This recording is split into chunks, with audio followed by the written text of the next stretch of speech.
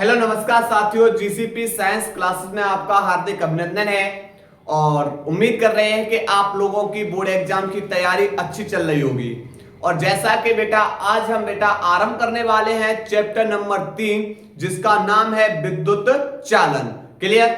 Chapter number 2 तक हम लोगों ने न्यूमेरिकल के साथ अध्ययन कर लिए हैं और चैप्टर नंबर 3 का आज से अध्ययन करने वाले हैं। और इस चैप्टर नंबर 3 से कितने प्रश्न बोर्ड एग्जाम से पूछे गए उस सभी के बारे में बताएंगे। कौन से पूछे जाने की संभावना है उसके बारे में हम लोग चर्चा करेंगे। क्लियर। यानी क्लास हमारी 0 से और शिखर तक रहेगी। चलते हैं बेटा इस चैप्टर की ओर। इस चैप्टर में सबसे पहली हेडिंग हम आप लोगों से पूछना चाह रहे हैं कि भाई बताओ विद्युत धारा किसे कहोगे। मैंने आपसे एक बहुत छोटी सी परिभाषा पूछी है कि भाई बताओ विद्युत धारा किसे कहते हैं। तो आप बोलोगे कि सर सबसे पहले एक तार लेंगे और यह तार बेटा हमारा अनुप्रस्थ काट का है, मतलब कटा हुआ भाग अनुप्रस्थ काट का तार है। ठीक है। अब इस तार में अभी आवेश प्रवाहित नहीं हो रहे हैं, अभी आवेश प्रवाहित नहीं हो रहा है। तो फिर क्या करेंगे, हम इसे एक सेल के द्वारा, बैटरी या सेल के द्वारा जोड़ देते हैं। क्लियर। आप बोलोगे कि सर ये बड़ा वाला जो नक्शा है ये प्लस का है और ये छोटा वाला है वो माइनस का, यह कुंजी लगी हुई है। अब जो आपने सेल लगाया हुआ है, इस सेल के प्लस टर्मिनल से निकलेंगे आवेश। यहां से कौन निकलेगा, आवेश। और ये आवेश बेटा कहां पहुंचेगा, तार के एक सिरे पर पहुंचेगा, तार के एक सिरे पर पहुंचेगा। और यहां आवेश जब बेटा तार के एक सिरे से और किधर स्थानांतरित होगा, दूसरे सिरे की ओर। जब तार से आवेश तार के एक सिरे से दूसरे सिरे की ओर स्थानांतरित करेगा तो आप बोलोगे सर आवेश के स्थानांतरित में समय भी लगेगा। बिल्कुल।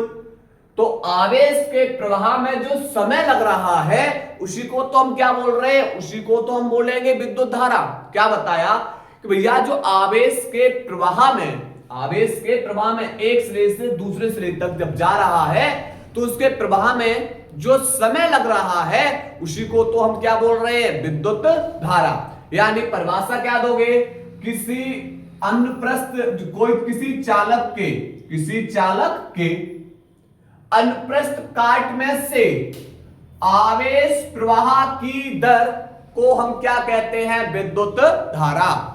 क्या बताया, परिभाषा बताई, किसी चालक के अनुप्रस्थ काट में से आवेश प्रवाह की दर को क्या कहते हैं, विद्युत धारा। परिभाषा लिखेंगे किसी चालक के अनुप्रस्थ काट से आवेश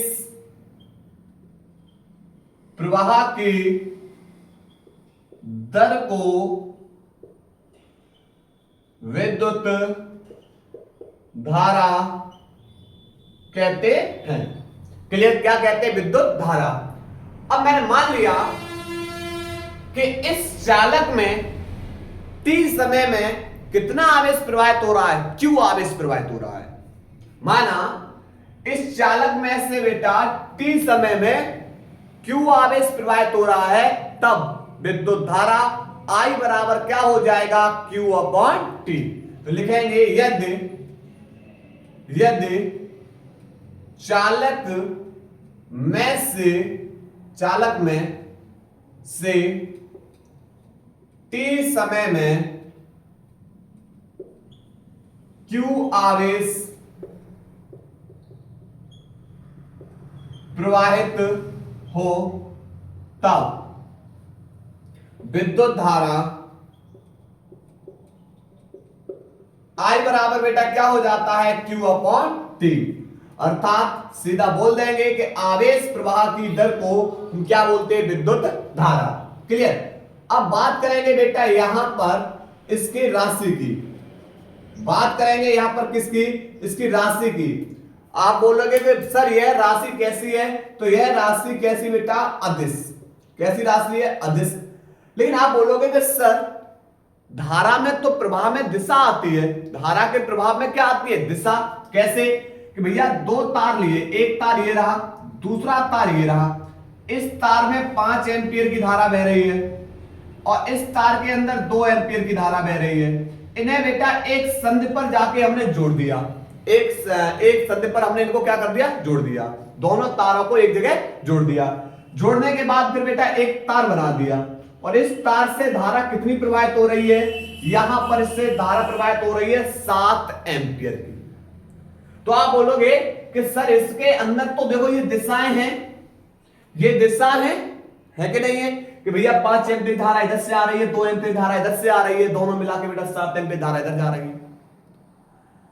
तो विद्युत धारा बेटा एक ऐसी राशि है जिसके अंदर दिशा होते हुए भी वह एक कैसी राशि है, अदिश राशि है। क्यों?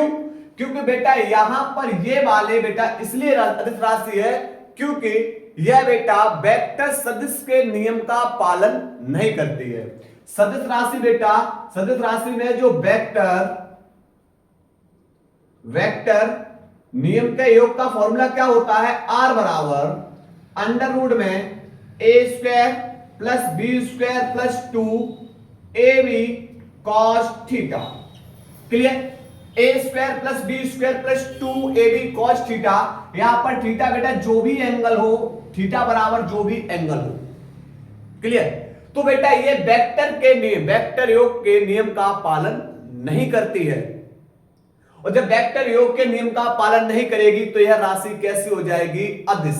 लेकिन आप बोलोगे कि सर यहां पर फिर ये किस नियम का पालन कर रही है, यह बेटा बीजगणितीय योग के नियम का पालन कर रही है। किस नियम का पालन कर रही है, यह वेक्टर योग नियम का पालन नहीं कर रही है। किस नियम का पालन कर रही है, यह बीजगणितीय योग का। कैसे? 5 + 2 = कितना हो रहा है, 7। ऐसे बेटा हम यहां पर 3 एम्पियर धारा लें, यहां पर 2 एम्पियर धारा लें, बेटा इधर दोनों मिलकर कितने एम्पियर धारा प्रवाहित होना शुरू हो जाएगी, 5 एम्पियर।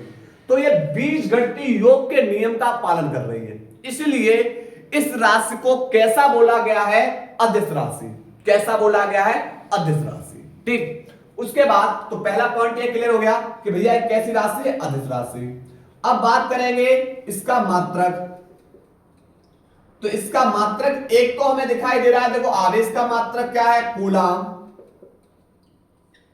और प्रति, भट्टे का मतलब प्रति, और समय का मात्रक क्या है, सेकंड। या अथवा इसका दूसरा जो मात्रक होता है वह बेटा, इसका दूसरा मात्रक होता है एम्पियर। धारा का दूसरा मात्रक क्या होता है, एम्पियर, एएमपी। क्लियर? एम्पियर। दूसरा मात्रक क्या होता है, एम्पियर। तो धारा का आपको बेटा सबसे ज्यादा मात्रक कौन सा दिखाई देगा, एम्पियर। तो एम्पियर हमारा कैसा मात्रक है, यह बेटा हमारा एसआई मात्रक, अंतरराष्ट्रीय पद्धति यानी सिस्टम इंटरनेशनल। ठीक। उसके बाद अगर हम बात करें बेटा इसकी विमा की, तो बेटा इसकी विमा होती है ए। इसकी विमा क्या होती है, ए, क्योंकि आवेश की विमा होती है, धारा इंटू समय, और धारा की विमा बेटा ए और समय विमा क्या होती है, टी। यानी आपको हमने बेटा विमी सूत्र पढ़ाए हुए हैं कि भैया एम्पियर की विमा क्या होती है, ए होती है। ठीक है। उसके बाद बेटा आपसे अगली परिभाषा पूछ सकता है कि भैया 1 एम्पियर की परिभाषा को दीजिए। 1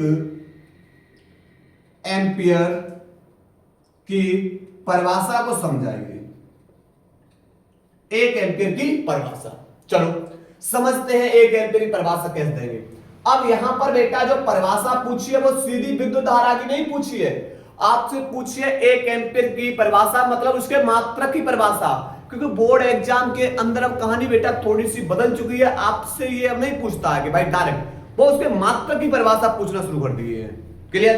तो यहां से 1 एम्पियर की परिभाषा कैसे देंगे, समझो। तो सबसे पहले धारा का जो मात्रक है बेटा वो क्या है, एम्पियर है, बराबर आवेश का मात्रक क्या लगाओगे बेटा, कूलम, बट्टे धारा का वो समय का मात्रक क्या लगाओगे, सेकंड। समय का मात्रक क्या लगाओगे, सेकंड। क्लियर? तो हमने बेटा पहले उसके मात्रक में लिख लिया कि भैया धारा का मात्रक हमें 1 एम्पियर के रूप में देना है, तो एम्पियर लिख दिया। आवेश का मात्रक कूलम, बट्टे समय का मात्रक क्या है, सेकंड। 1 एम्पियर की देनी है तो 1 और 1, सबके आगे हमने 1 लगा दिया। अगर तुमसे 2 एम्पीयर पूछता तो 2 लगा देते। तो परिभाषा क्या दोगे कि भैया 1 एम्पीयर की धारा, 1 एम्पीयर की धारा वह है जो किसी अनुप्रस्थ काट में से प्रति सेकंड में 1 कूलाम आवेश को क्या करती है, स्थानांतरित करने पर प्राप्त होती है। 1 एम्पीयर की धारा आपको कब प्राप्त होगी?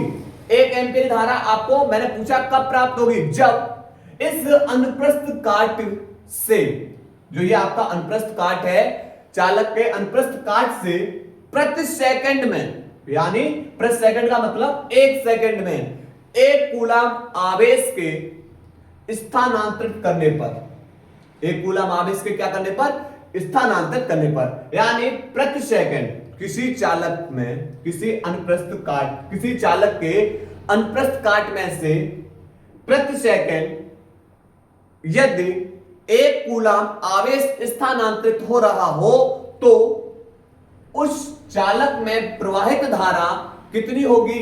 1 एम्पीयर की होगी। क्लियर? तो लिखेंगे बेटा, लिखेंगे परिभाषा, लिखेंगे किसी चालक के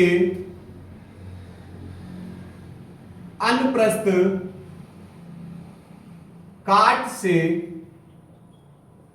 प्रति सेकंड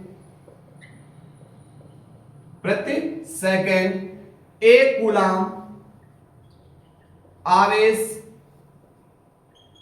स्थानांतरित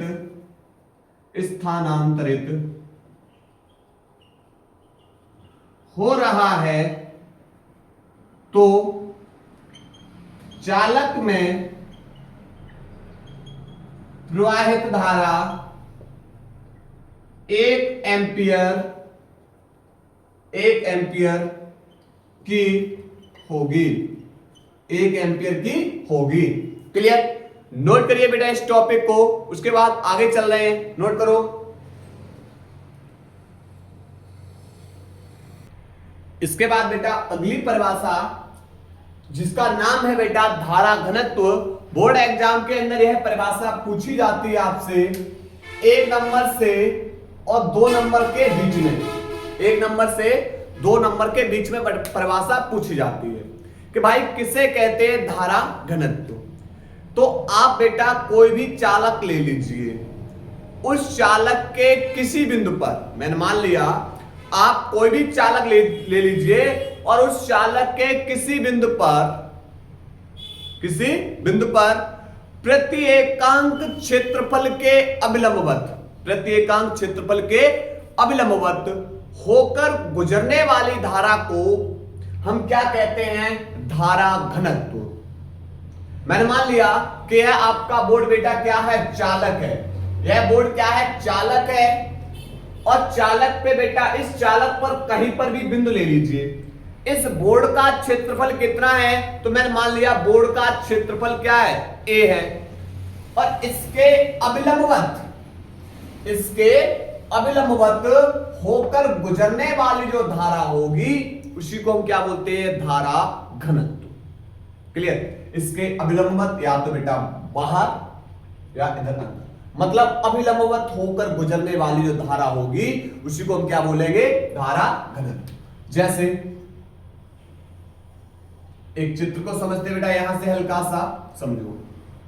यह बेटा हमने एक चालक ले लिया, यह हमने क्या ले लिया? एक चालक ले लिया जिसका क्षेत्रफल बेटा क्या है? जिसका क्षेत्रफल मैंने मान लिया A है।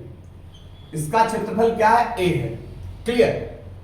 अब इसके किसी बिंदु पर, आप बेटा यहां पर बहुत सारे बिंदु होंगे, किसी भी बिंदु पर इसके क्षेत्रफल से प्रत्येकांक क्षेत्रफल के अभिलंबवत, इसके प्रत्येकांक क्षेत्रफल के अभिलंबवत होकर गुजरने वाली जो धारा होगी उसी को हम क्या बोलते हैं? धारा घनत्व। इसे किससे लिखते हैं? J से।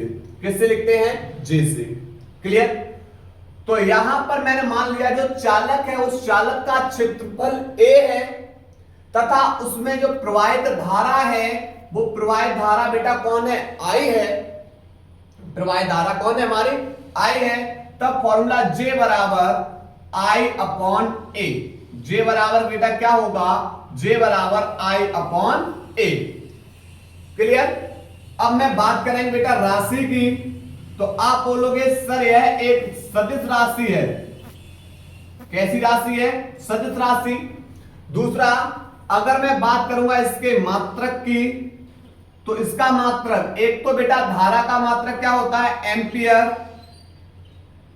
बट्टे में है तो प्रति, क्षेत्रफल का मात्रक क्या हो जाएगा, मीटर स्क्वायर, तो एम्पियर प्रति मीटर स्क्वायर।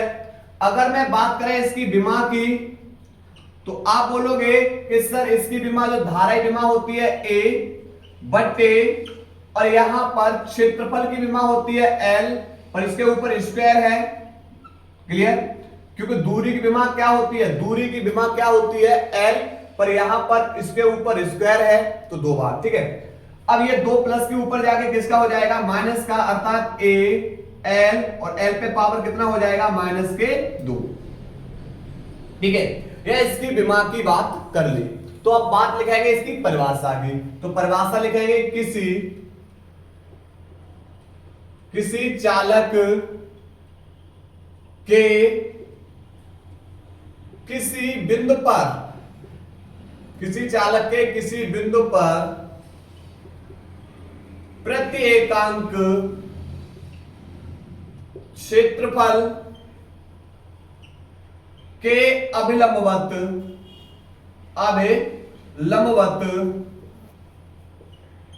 गुजरने वाली धारा को क्या कहते हैं, धारा घनत्व कहते हैं।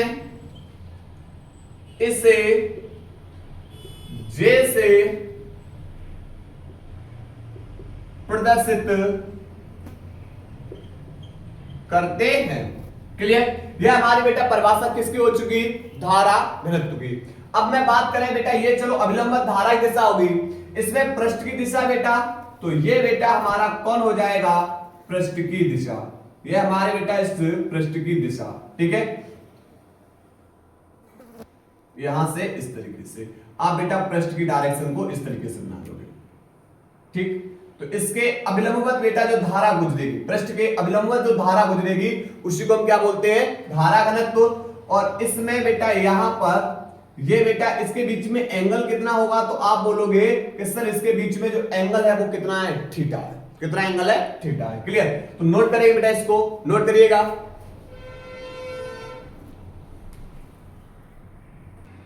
इसके बाद बेटा अब हम पढ़ने वाले हैं मुक्त इलेक्ट्रॉनों का अनुगमन वेग अथवा अपवाह वेग। इंपॉर्टेंट बेटा आपकी ये हेडिंग रहेगी, महत्वपूर्ण हेडिंग है बोर्ड एग्जाम 2026 की दृष्टि से, क्योंकि यह बेटा बहुत बार तुमसे पूछी गई है कि भाई बताओ अनुगमन वेग किसे कहते हैं या अपवाह वेग किसे कहते हैं। इसके बाद इसका एक संबंध आता है कि भैया बताओ अनुगमन वेग का धारा से क्या संबंध है, विद्युत धारा से क्या संबंध है। तो इस चीज के बारे में हम लोग अध्ययन करने वाले हैं। सबसे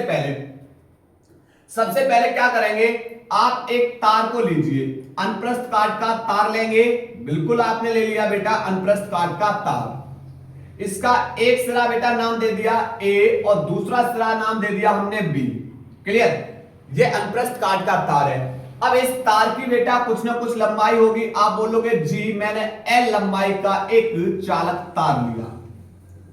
इसको हमने क्या किया है, इसको हमने बेटा त्वरित किया है। इसको हमने क्या किया, त्वरित किया। मतलब मुझे इस तार के अंदर किसको लाना है, वैद्युत क्षेत्र को लाना है। तो इसे हम बैटरी या सेल से जोड़ देंगे, क्योंकि तार के अंदर तभी वैद्युत क्षेत्र आएगा। अभी जब तार बेटा ये वाला, अभी देखो ये हटा दिया बैटरी से, क्या इसके अंदर अब वैद्युत क्षेत्र है? आप बोलोगे सर अभी तो वैद्युत क्षेत्र नहीं है। क्लियर, तो फिर मुझे क्या करना है, मुझे बेटा इससे एक बैटरी या सेल से जोड़ देना है। बड़ा वाला नक्का प्लस का, छोटा माइनस का, यह कुंजी के लगा दी। ठीक, अब ध्यान रखना है यहां पर इस तार के अंदर बेटा कौन होते हैं, इलेक्ट्रॉन। तार के अंदर कौन है? इलेक्ट्रॉन है। ये तार के अंदर कौन है? इलेक्ट्रॉन। ठीक, अब आप लोग बेटा क्या देखोगे? आप लोग देखोगे कि यहां पर जैसे ही हमने इस तार से किसको स्थापित किया? विद्युत वाहक बल स्थापित किया। जैसे इस तार के अंदर बेटा, जैसे हमने इस तार के सिरों पर विद्युत वाहक बल लगाया, तो आप बोलोगे सर इसके अंदर वैद्युत क्षेत्र उत्पन्न हो जाएगा। कौन उत्पन्न हो जाएगा? वैद्युत क्षेत्र। यानी तार के सिरों को हमने बैटरी या सेल से जोड़ा, तो आप बोले सर के इसके अंदर वैद्युत क्षेत्र उत्पन्न हो गया। क्लियर? अब होगा क्या कि कहानी ये होगी कि भाई यहां से ये वाले जो इलेक्ट्रॉन हैं, ये इलेक्ट्रॉन, और चूंकि प्लस टर्मिनल से हमेशा बेटा कौन निकलती है? धारा। प्लस टर्मिनल से हमेशा कौन प्रवाहित होगी? धारा। बैटरी का जिधर प्लस टर्मिनल है उधर वहां से बेटा धारा निकलेगी। क्लियर? तो धारा की डायरेक्शन बेटा ये रही। धारा की तो डायरेक्शन देखो, मैंने डायरेक्शन दर्शाई है, दिशा दर्शाई है। धारा की दिशा ये रही। अब किसके विपरीत है? अब सुनिए, ये बेटा इलेक्ट्रॉन बेटा माइनस वाले होते हैं। अब अगर ये इलेक्ट्रॉन के ऊपर चार्ज ऋणात्मक होता है, तो ये इलेक्ट्रॉन बेटा क्या माइनस सिरे की ओर आएंगे या इलेक्ट्रॉन बेटा प्लस सिरे की ओर आएंगे? तो आप बोलोगे सर इलेक्ट्रॉन आएंगे प्लस सिरे की ओर। क्यों? क्योंकि प्लस वाला सिरा इसको इलेक्ट्रॉनों को आकर्षित करता है, और माइनस में क्योंकि समान और समान प्रकार के बेटा आवेश एक दूसरे को क्या करते हैं? प्रतिकर्षित। जैसे समान सब्जेक्ट के टीचर बेटा एक दूसरे के कैसे होते हैं? विरोधी होते हैं। सेम सब्जेक्ट के टीचर कैसे होते हैं? विरोधी होते हैं। जैसे मैं फिजिक्स पढ़ा रहा हूं और दूसरा बेटा टीचर एक और वो भी फिजिक्स पढ़ा रहा है, तो हम लोगों के बीच में क्या होगी बेटा? द्वेष भावना, मतलब हम लोग एक दूसरे के क्या होंगे? विरोधी होते हैं, है ना? ये बेटा क्योंकि बेटा कितना भी हो तब भी थोड़ा बहुत तो बेटा कहीं ना कहीं विरोध तो होता रहता है। इसी प्रकार ये बेटा इन इलेक्ट्रॉन पे भी माइनस है, और ये ऋणात्मक सिरे की ओर इसलिए नहीं आएंगे क्योंकि भैया इस पे भी, इस नक्के पर भी ऋणात्मक है, तो इनके बीच में बेटा लगेगा प्रतिकर्षण, यानी दूर जाओ भाई। और ये माइनस वाले फिर बेटा क्या करेंगे? ये प्लस वाला टर्मिनल है, और प्लस वाला बेटा क्या करेगा? इनको आकर्षित। क्योंकि विपरीत सब्जेक्ट के बीच में बेटा क्या होता है? खूब बेटा घनिष्ठता होती है, एक दूसरे को आकर्षित करते हैं। तो ये वाले बेटा इलेक्ट्रॉन बेटा किधर, किस दिशा में बेटा त्वरित होना शुरू हो गए? तो आप बोलोगे सर ये इलेक्ट्रॉन चल दिए प्लस टर्मिनल की ओर, यानी इलेक्ट्रॉनों की दिशा है प्लस टर्मिनल की ओर, और इलेक्ट्रॉन के विपरीत दिशा में हमेशा धारा प्रवाहित होती है। इलेक्ट्रॉन के विपरीत दिशा में हमेशा कौन प्रवाहित होती है? धारा। क्लियर? तो धारा की दिशा ये रही। अब चूंकि बेटा जिधर अगर इलेक्ट्रॉन इधर गति कर रहे हैं, तो मैं आपसे पूछे बेटा बताओ प्रोटॉन किधर गति करेंगे? तो इलेक्ट्रॉन बेटा जाएंगे प्लस टर्मिनल की ओर, और प्रोटॉन पे चार्ज होता है प्लस। प्रोटॉन पे चार्ज कैसा होता है? प्लस। और प्लस वाला जाएगा बेटा माइनस टर्मिनल की ओर, यानी प्रोटॉन तो बेटा आएंगे माइनस टर्मिनल की ओर और इलेक्ट्रॉन जाएंगे प्लस टर्मिनल की ओर। तो अर्थात आप देख रहे हो कि धारा की जो डायरेक्शन है वही बेटा प्रोटॉन की डायरेक्शन है। ठीक, यानी दोनों की डायरेक्शन कौन है? सेम। अब चूंकि बेटा वैद्युत क्षेत्रीय तीव्रता की दिशा, तो ये भी बेटा किधर होगी बेटा? ये भी जिधर धारा प्रवाहित हो रही है उस दिशा में। ठीक, तो यहां पर वैद्युत क्षेत्रीय दिशा, प्रोटॉन दिशा, धारा की दिशा बेटा समान। ठीक, अब बात आ गई इलेक्ट्रॉन दिशा, वो बेटा प्रोटॉन के विपरीत दिशा में या धारा के विपरीत दिशा में। अब ये इलेक्ट्रॉन बेटा गति करना शुरू करेंगे। अब चूंकि बेटा इन इलेक्ट्रॉन गति करेंगे, एक नियत वेग से गति करेंगे, और वही वेग क्या कहलाता है? इनका अनुगमन वेग। क्या कहलाएगा? अनुगमन वेग। किधर जा रहे हैं? आप बोलोगे सर ये वैद्युत क्षेत्र तो इधर है, और इलेक्ट्रॉन का जो औसत वेग है वो वैद्युत क्षेत्र के विपरीत दिशा में है। इनका इलेक्ट्रॉन का जो एवरेज जो औसत वेग है वो किसके दिशा में है? वैद्युत क्षेत्र के विपरीत दिशा में है, और यही क्या कहलाता है? यही वेग बेटा यह बन जाएगा हमारा अनुगमन वेग या अपवाह वेग कहलाता है। क्लियर? तो परिभाषा क्या लिखेंगे? परिभाषा लिखेंगे वैद्युत क्षेत्र में, वैद्युत क्षेत्र के विपरीत दिशा में इलेक्ट्रॉनों का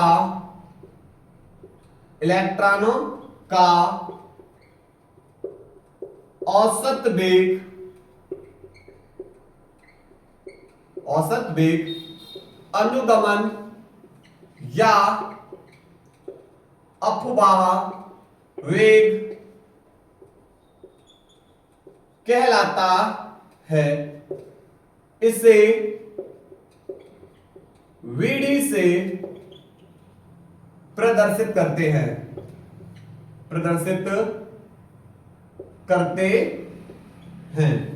यानी वीडी का मतलब ड्रिफ्ट वेलोसिटी। ठीक है, तो परिभाषा बिल्कुल सिंपल है। वैद्युत क्षेत्र के विपरीत दिशा में जो इन इलेक्ट्रॉनों का जो एवरेज जो औसत वेग होता है वही वेग क्या कहलाता है? इनका अनुगमन वेग कहलाता है। बोर्ड एग्जाम में पूछा गया प्रश्न ये। क्लियर? इसके बाद बेटा यहां पर थोड़ी सी कहानी हल्की सी समझ ले रहा हूं श्रांति काल की भी।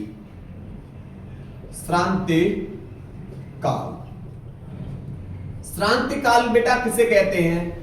तो यहां पर दो क्रमागत टक्करों के बीच लगने वाले समय को क्या कहा जाता है? श्रांति काल कहा जाता है और इसे टाउ से लिखते हैं। यानी जो ये इलेक्ट्रॉन बेटा अभी बेटा आराम से गत करेंगे। अब देखो यहां पर इलेक्ट्रॉन, ये एक इलेक्ट्रॉन ये रहा, एक इलेक्ट्रॉन ये रहा, एक इलेक्ट्रॉन ये रहा, तो इन इलेक्ट्रॉनों के बीच में जो टक्कर होंगी, कभी ये इससे टकराएगा, ये इससे टकराएगा, इधर टकराएगा, कभी बेटा इधर इससे टकराएगा। क्लियर? तो यहां पर ये इधर टकराएगा, ये बेटा इससे इधर टकराएगा, तो यहां पर ये कहानी है। तो यहां पर जो क्रमागत टक्करें होंगी, इन क्रमागत टक्करों को ही हम क्या कहते हैं? श्रांति काल कहते हैं। तो परिभाषा लिखेंगे दो क्रमागत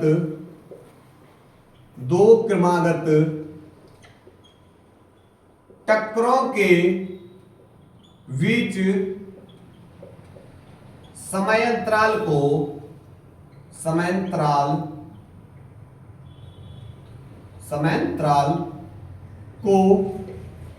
क्या कहते हैं? श्रांति काल कहते हैं। इसे टाउ से प्रदर्शित करते हैं।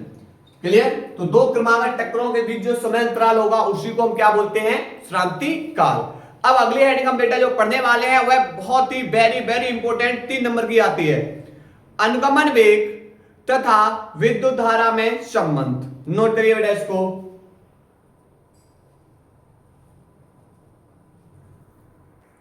इसके बाद बेटा वेरी इंपॉर्टेंट टॉपिक है बोर्ड एग्जाम की दृष्टि से, क्या है? अनुगमन वेग तथा विद्युत धारा में संबंध। किस तरीके से बेटा इनके बीच में संबंध आता है, बोर्ड एग्जाम में बहुत पूछा गया है। समझो, सबसे पहले हम क्या लेंगे? एक चालक तार लेंगे। क्या लेंगे? एक चालक तार लेंगे। ये हमारा बेटा तार रहा। अब भाई इस तार की जो लंबाई है वो लंबाई क्या है? तार की लंबाई आप बोलोगे सर L है, और इसके सिरों पर हम किसको स्थापित कर देंगे? बैटरी या सेल से इसके भीतर हमें किसको उत्पन्न करना है? वैद्युत क्षेत्र को। तो आप बोलोगे इसे बैटरी या सेल से जोड़ देंगे, प्लस टर्मिनल और ये माइनस, कुंजी लगा दी, और यहां पर इस तरीके से यह सिरा A मान लो और यह सिरा हमने क्या मान लिया? B। इसके अंदर बेटा कौन है? इलेक्ट्रॉन है। वो इलेक्ट्रॉन बेटा एक नियत वेग से गत करना शुरू करेंगे। किसके विपरीत गत करना शुरू कर देते हैं? वैद्युत क्षेत्र के विपरीत दिशा में। क्लियर? अब वैद्युत क्षेत्र के विपरीत दिशा में ये गत करेंगे तो इनका जो वेग होता है वो वेग क्या कहलाता है? अनुगमन वेग। क्या कहलाता है? अनुगमन वेग। क्लियर? उसके बाद बेटा यहां प्लस टर्मिनल से धारा निकल रही है, वह धारा बेटा बिंदु A से किधर जाएगी? A से B की हो जाएगी। यानी धारा की जो डायरेक्शन होती है वो इलेक्ट्रॉन के विपरीत दिशा में।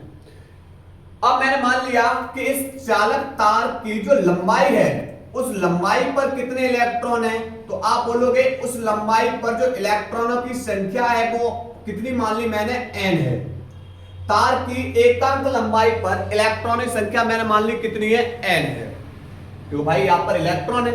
तो आपने पहले क्या समझा कि माना एक चालक तार AB है, एक चालक तार AB है, और इसको हमने किससे जोड़ा, जब हम इसके सिरों पर हम बैटरी या सेल से जोड़ते हैं, इसके सिरों को हम बैटरी या सेल से जोड़ते हैं, तो इलेक्ट्रॉन वैद्युत क्षेत्र के विपरीत दिशा में एक नियत वेग से गति करने लगते हैं, जिसका वेग क्या कहलाता है, जिसका वेग अनुगमन वेग यानी BD कहलाता है।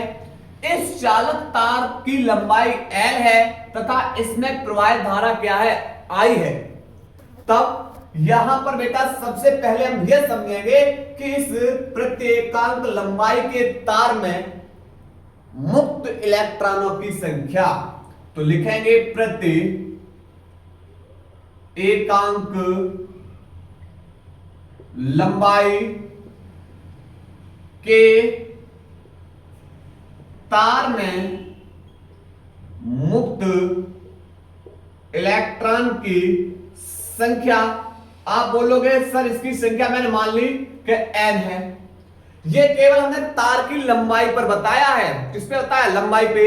पर एक तार के अंदर बेटा देखो, यह उसका सर्कल होता है, गोला होता है, ये इसका क्या बन जाएगा, क्षेत्रफल, और उसकी ये क्या है, लंबाई। तो लंबाई गुणा क्षेत्रफल, यानी ये बेटा क्या है, ये तार का बेलन बन जाता है। तो लंबाई गुणा क्षेत्रफल क्या बन जाता है, उसका आयतन बन जाता है। तो लिखेंगे प्रति एकांक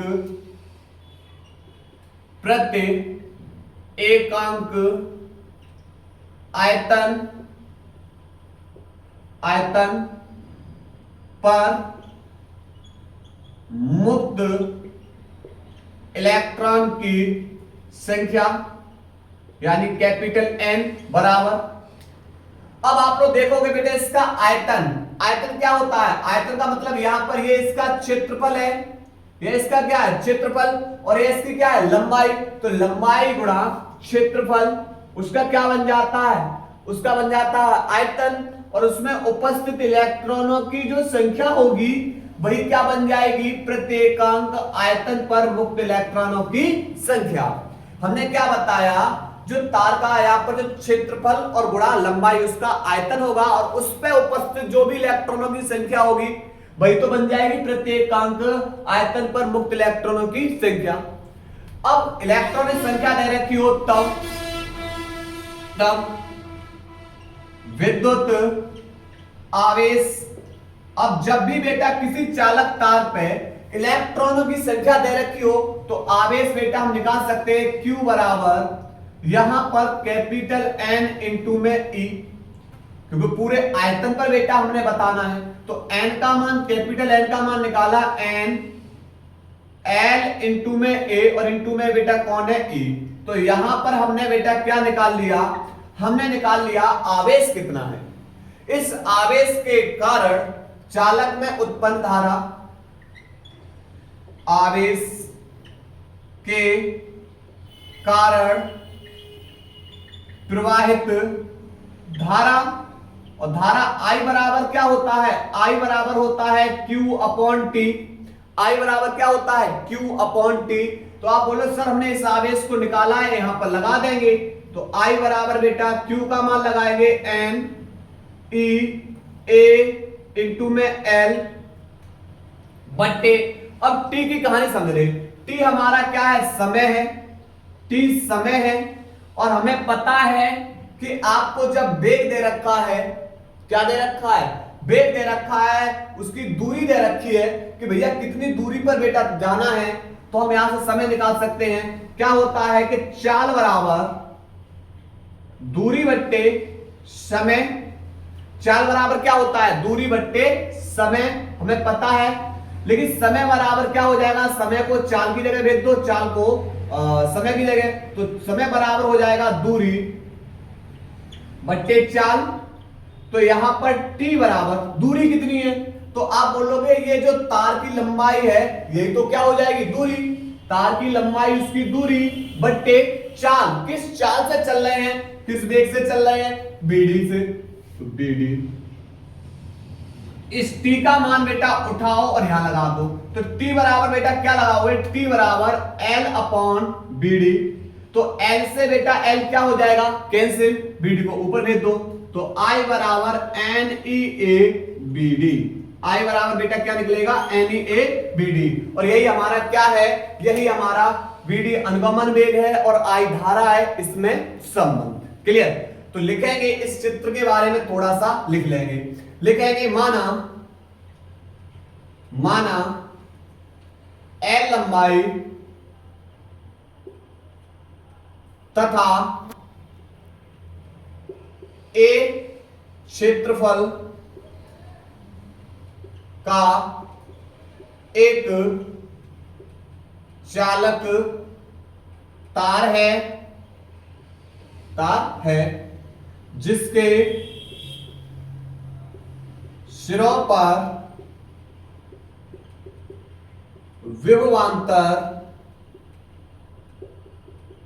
लगाने से तार में वैद्युत क्षेत्र उत्पन्न हो जाता है और इलेक्ट्रॉन वैद्युत क्षेत्र के विपरीत दिशा में वीडी अनुगमन वेग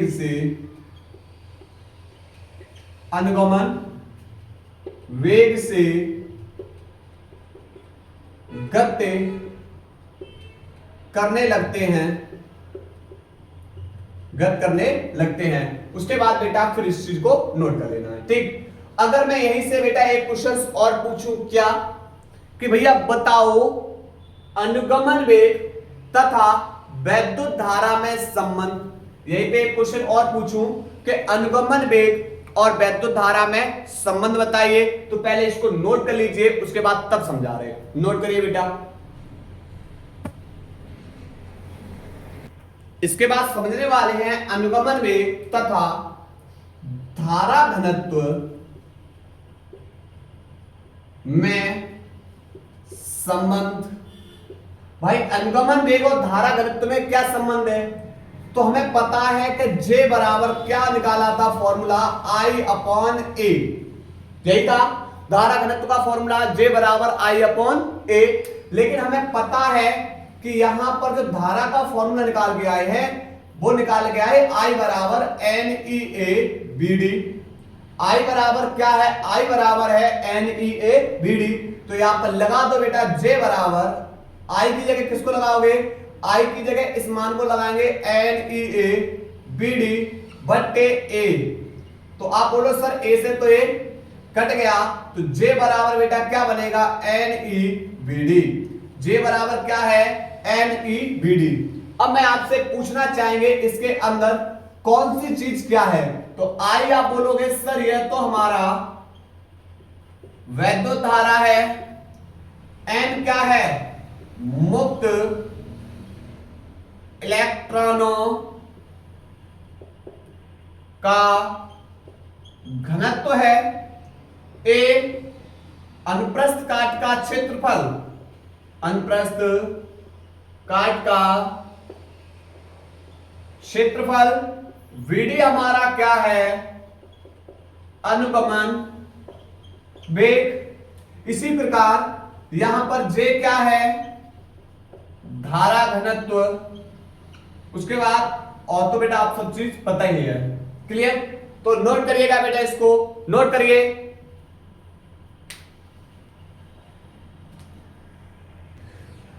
चलते हैं बेटा। तो आप लोगों ने आज क्या क्या अध्ययन किया, आप लोगों ने अध्ययन किया भाई वैद्युत धारा के बारे में, आप लोगों ने अध्ययन किया धारा घनत्व के बारे में, आप लोगों ने अध्ययन किया अनुगमन वेग के बारे में, आप लोगों ने अध्ययन किसका किया है, आप लोगों ने अध्ययन किया है अनुगमन वेग, धारा घनत्व में संबंध, अनुगमन वेग और विद्युत धारा में।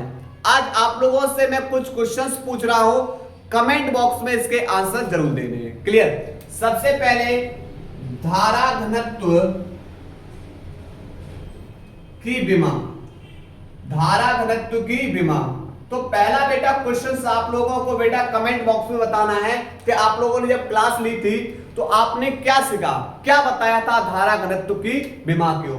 ठीक। सेकंड क्वेश्चन आप लोगों को बेटा ध्यान रखना है कि भाई जो ये हमारा अनुगमन वेग है, अनुगमन वेग, इस अनुगमन वेग का मात्रक क्या है, अनुगमन वेग का मात्रक क्या है, कमेंट बॉक्स में बताओ।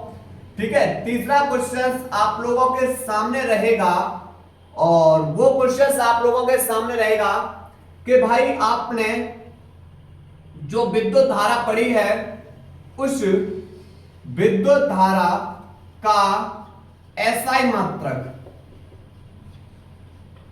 क्लियर? विद्युत धारा का एसआई मात्रक। तो आपको ये क्वेश्चंस कमेंट बॉक्स में इनके जवाब देने हैं। क्लियर? नोट करिए। उम्मीद है कि आप लोगों को बेटा क्लास समझ में आई होगी। केवल 3 या 4 लेक्चर के अंदर ये चैप्टर पूरा फिनिश कर देंगे, नो टेंशन रहिए। क्लियर? नोट करो।